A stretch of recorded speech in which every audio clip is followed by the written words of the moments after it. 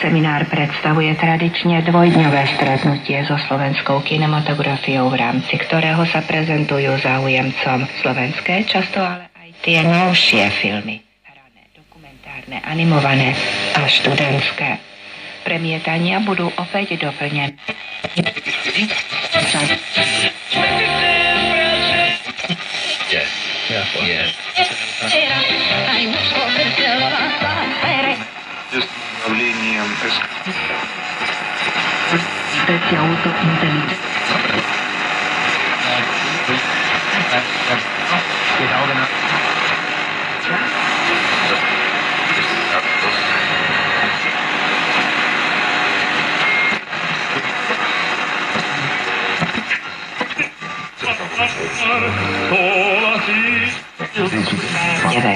Jednotlivé fotografie oboznamujú návštevníkov s vývojom komunistického režimu v Československu až do revolučných udalostí roku 1989. Zaoberajú sa všetkými kľúčovými udalosťami revolúcie od jej vypuknutia cez aktivity študentov, zakladanie opozičných hnutí, masové demonštrácie až po generálny štrajk a politické rokovania okrúhlych stolov a slobodné voľby v roku 1990, ktoré definitívne potvrdili pád totalitného režimu a obnovenie demokracie.